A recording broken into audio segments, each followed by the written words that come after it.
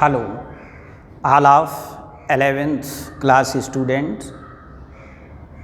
और हमारा नाम है सुजीत मिश्रा। आज आपको कल से आगे केमिस्ट्री में जो एटॉमिक स्ट्रक्चर था उसमें हमने कुछ जनरल बातें बताई थी। आज आपको उसी से संबंधित आगे बढ़ते हैं और आपबाऊ सिद्धांत के विषय में बताएंगे। आपबाऊ सिद्धांत से पहले कुछ आपको जानकारी करना आवश्यक है, चूँकि यहाँ पर हमने आपबाऊ सिद्धांत के विषय में लिख भी दिया है आपको। यहाँ पर ये आपबाऊ स्ट्रक्चर यानी संरचना बना हुआ है।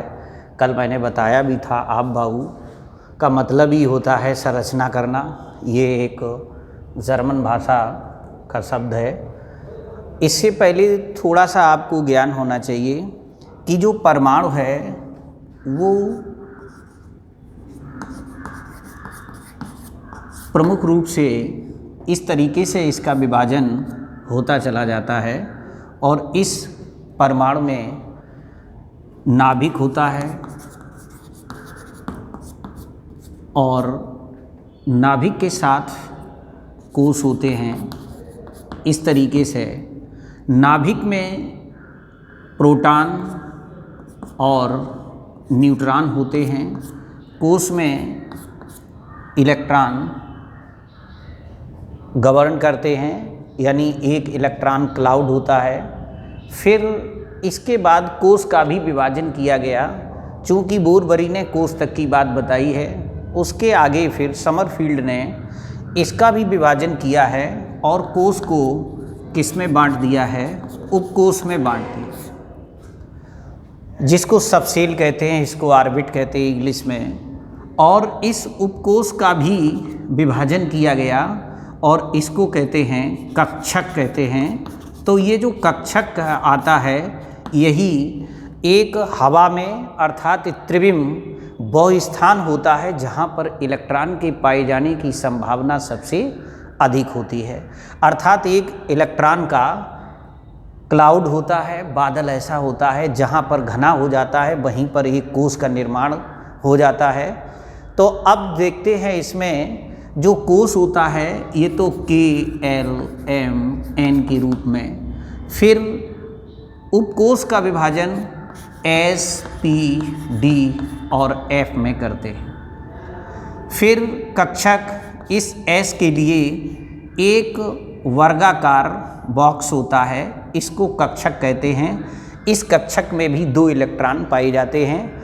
तो कुल मिलाकर के आपबाऊ सिद्धांत को पढ़ने से पहले इस तरीके से कि परमाणु नाभिक और कोश से मिलकर बना है, या उसमें नाभिक और कोश होते हैं, कोश में इलेक्ट्रॉन होते हैं और नाभिक में प्रोटॉन और न्यूट्रॉन होते हैं। उसके बाद अब बात आती है आपबाऊ सिद्धांत की। तो इसमें क्या कहा गया है कि किसी तत्व की तटस्थ अवस्था में इलेक्ट्रॉन उपलब्ध रिक्त उपकोशों में बढ़ती हुई ऊर्जा के क्रम में समावेशित होते हैं, यानी प्रवेश करते हैं।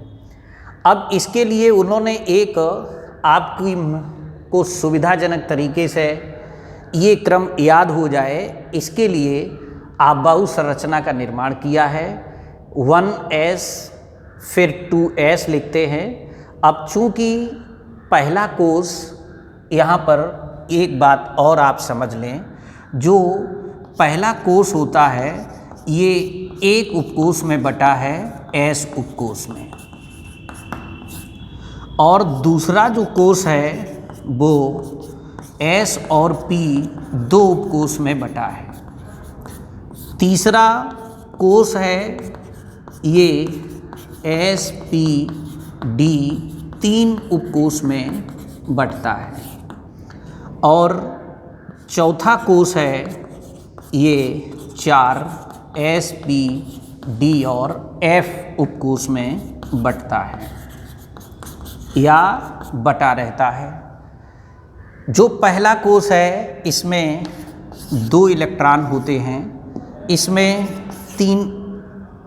8 इलेक्ट्रॉन होते हैं, इसमें 18 इलेक्ट्रॉन होते हैं और इसमें इसको राउंड नहीं करते हैं।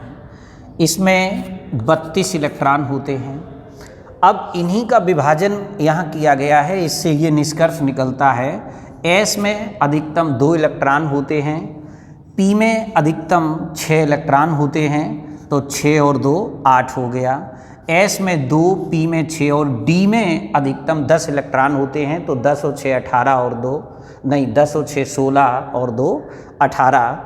इसी तरह से S में 2, P में 6, D में 10 और F में मैक्सिमम 14 इलेक्ट्रॉन होते हैं। तो इनका भी जोड़ करेंगे तो ये 32 के बराबर आ जाएंगे। इस तरीके से ये संकल्पना रखी गई। अब S जो उपकोष है वो एक कक्षक में बटा हुआ है और P 3 कक्षक में, D 5 कक्षक में और F 7 कक्षक में, अर्थात जितने इलेक्ट्रॉन आते हैं उसके आधे कक्षक होते हैं। तो इतनी बात को भी समझना है आप बाबू संरचना से पहले। तो इस तरीके से इलेक्ट्रॉन का प्रवेशन इस क्रम में होगा। चूंकि आवर्त सारणी में 7 आवर्त हैं तो 7 लिखे जाएंगे। पहला कोष एक उपकोष में, दूसरा 2S और P, 3S 3P 3D, 4S 4P 4D 4F। ऐसे ही फिर F से अधिक विभाजन नहीं है, 5 का हो गया, 6D तक हो गया, 7S और 7P तक अधिकतम आप बाहु संरचना पर्याप्त है।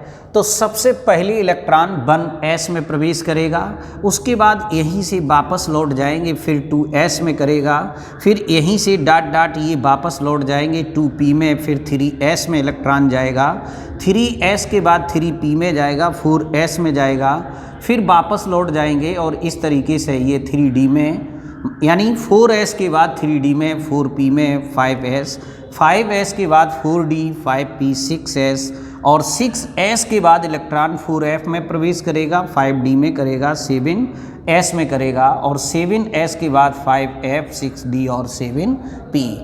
अगर ये क्रम तैयार हो जाता है तो जो कल हमने आपको जनरल बात जो कल के लेक्चर में बताई थी उसकी आपको 50% बात क्लियर हो जाएगी।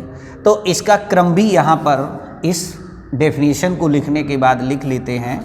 1S 2S 2P 3S 3P के बाद 4S 3D के बाद 4P में जाएगा, 4P के बाद 5S में जाएगा, देख लो 5S के बाद 4D में जाएगा, 4D के बाद 5P में जाएगा, 6S में जाएगा और 6S के बाद 4F में इलेक्ट्रॉन प्रवेश करेगा, 4F के बाद 5D में जाएगा और 5D के बाद इलेक्ट्रॉन प्रवेश करेगा 6P में और 6P के बाद 7S में, 7S के बाद 5F में और 5F के बाद 6D में जाएगा और 6D के बाद 7P में जाएगा। अभी तक जितने एलिमेंट्स ज्ञात हैं वो मैक्सिमम 103 लॉरेंसियन तक हैं, जिसमें इसी बढ़ती हुई एनर्जी लेवल की आवश्यकता पड़ेगी। अब मैंने इससे पहले जो अभी आपको बात बताई थी कि S में अधिकतम 2 इलेक्ट्रॉन, P में अधिकतम 6 इलेक्ट्रॉन, D में अधिकतम 10 इलेक्ट्रॉन और F में अधिकतम 14 इलेक्ट्रॉन आते हैं। इस चीज़ का आपको पालन करना पड़ेगा। इतना लिखने के बाद अब आपके सामने प्रश्न आते हैं। अगर प्रश्न आता है तो आपको कुछ भी नहीं करना है, केवल अगर ये बढ़ता हुआ एनर्जी का क्रम आपको तैयार है तो आप निश्चित रूप से उस एलिमेंट का इलेक्ट्रॉनिक कॉन्फ़िगरेशन लिख देंगे। उदाहरण के तौर पर अब आपको इसका एप्लीकेशन बताते हैं 1-2 एग्जाम्पल से।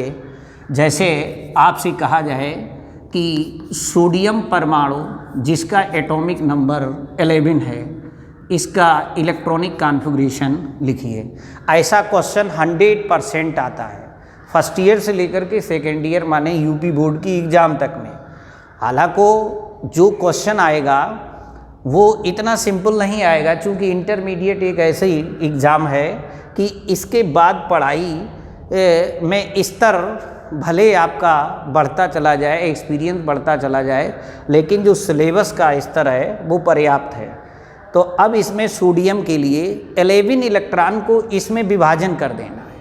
विभाजन सबसे पहले हम 1s में इलेक्ट्रॉन को ले जाएंगे 2, फिर 2s में ले जाएंगे 2, चूँकि s में 2 से ज़्यादा आते नहीं, 2p में ले जाएंगे, p में 6 हैं। अब बीच में देखते भी रहते हैं कि कहीं 11 से ज़्यादा ना हो जाए। 6, 2, 8 और 2, 10, एक अभी इलेक्ट्रॉन और प्रवेश करना है और एनर्जी लेवल आपको ये बताया 1s, 2s, 2p और 3s। इसका मतलब 2p तक अब 3s में जाएगा और कितना अब हमको अवेलेबल है, एक इलेक्ट्रॉन अभी और है, तो 3s1। बस ये हमारा इलेक्ट्रॉनिक कॉन्फ़िगरेशन सोडियम 11 का हो गया। मान लो आपसे कह दिया जाए जिंक 30 का इलेक्ट्रॉनिक कॉन्फ़िगरेशन लिख दीजिए, तो आपने देखा आप वाउ स्ट्रक्चर में एनर्जी लेवल का इंक्रीजिंग आर्डर ये है। इसमें एस में इलेक्ट्रॉन आपको मालूम है 2 से ज़्यादा नहीं हो सकते, पी में 6 से ज़्यादा नहीं हो सकते। इस तरीके से 2p6 हो गया, 3s2 हो गया। अब कितने 3s2 के 3s के बाद किस में जाएगा, आप बाऊ से देखा 3s के बाद 3p में जाएगा, 3p के बाद 4s में जाएगा, 4s के बाद 3d में जाएगा। 6 हो गया, 4s2 हो गया। अब रुक गए, कहीं ऐसा तो नहीं 30 से ज़्यादा हो जाए, 2, 2, 4, 6, 10 और 2, 12, 6, 18 और 2, 20 हो गए। इसका मतलब अभी 10 इलेक्ट्रॉन बाकी है और डी में मैक्सिमम 10 इलेक्ट्रॉन प्रवेश कर सकते हैं। तो इसके बाद इलेक्ट्रॉन जाएगा 3d10। तो इस तरीके से जिंक 30 का ये इलेक्ट्रॉनिक कॉन्फ़िगरेशन हो जाएगा। अब इतना जानने के बाद जो सिंपली जिनमें किसी भी एलिमेंट में कोई एक्सेप्शन नहीं है, अपवाद नहीं है, हालांकि केमिस्ट्री में एक्सेप्शनल बातें बहुत हैं। अब आपका कल्याण अभी भी नहीं होगा, इतना लिखने के बाद भी बोर्ड एग्जाम में जो भी क्वेश्चन आएगा आप नहीं कर पाएंगे, ये भी बिल्कुल तय है। तो इसके लिए थोड़ा 2 एक्सेप्शन होते हैं, उनको भी आपको तैयार करना है। लेकिन सिंपली जिनका आपको आना है इलेक्ट्रॉनिक कॉन्फ़िगरेशन, वो आप डेफिनेटली अभी आप कर लेंगे। अब इसके साथ कल मैंने जो पढ़ाया था उसमें कुछ इलेक्ट्रॉन के त्याग करने की बात, ग्रहण करने की बात, उसमें शायद 11th बी का ही एक छात्र है, उसने एक क्वेश्चन किया है कि सर सिलिकॉन इलेक्ट्रॉन का त्याग करेगा या ग्रहण करेगा। तो आपने हमारी बात को लगता है ढंग से सुना नहीं, उसको फिर से सुनिए। मैंने कहा था वो एलिमेंट जिनकी आउटर ऑर्बिट में 1, 2, 3 इलेक्ट्रॉन होते हैं वो त्याग करते हैं मोस्टली। एक मोटे तौर पर बताया अभी आपको, क्योंकि हम आपको केमिस्ट्री की शुरुआत कर रहे हैं। फिर आप पढ़ेंगे, गहराई में जाएंगे तो उसमें फिर बहुत गहराई है किसी भी सब्जेक्ट में। और ये भी कहा था 5, 6, 7 होते हैं तो इलेक्ट्रॉन को ग्रहण करते हैं। तो बीच में हमने एक डिजिट छोड़ दिया है। कौन सा छोड़ा है? 4 छोड़ दिया है। तो 4 का मतलब है कार्बन परिवार के हमने सारे एलिमेंट छोड़ दिए थे, कार्बन, सिलिकॉन, जर्मेनियम, टिन और लेड। तो कार्बन के नीचे सिलिकॉन, जर्मेनियम, टिन, इनकी तो पढ़ाई इनऑर्गेनिक में हो भी जाती है, लेकिन कार्बन के लिए तो पूरी कार्बनिक केमिस्ट्री बनी हुई है, क्योंकि इनकी आउटर ऑर्बिट में सबके इलेक्ट्रॉन कितने होते हैं? 4 होते हैं। और 4 इलेक्ट्रॉन जो होते हैं तो ये कोई भी एलिमेंट इतने इलेक्ट्रॉनों को ग्रहण करता है या इतने इलेक्ट्रॉनों का त्याग करता है कि उसकी आउटर ऑर्बिट में 8 इलेक्ट्रॉन हो जाते हैं हाइड्रोजन को छोड़कर।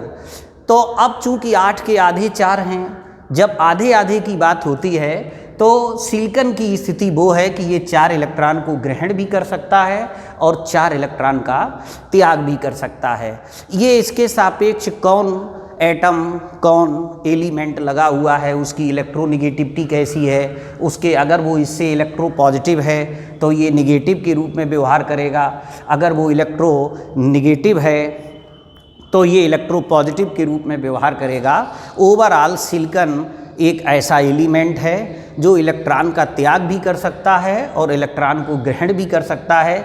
इसीलिए सिलिकॉन को न धातु कहा जाता है और ना अधातु कहा जाता है। ये उपधातु की श्रेणी में आता है। ये धातु और अधातु दोनों के तरीके से व्यवहार करता है। तो कुल मिला के सिलिकॉन के विषय में आपकी हमारी समझ में जो भी जिज्ञासा है या जो आपकी सवाल था उसका समाधान हो गया होगा। और आज आपको इतना नोट भी कर लेना है, आप बाउ स्ट्रक्चर हो गया। कल इस इलेक्ट्रॉनिक विन्यास से संबंधित अर्थात अगले लेक्चर में आपको इससे एक्सेप्शंस के विषय में बताएंगे। और आज इतना ही रखेंगे। थैंक्स।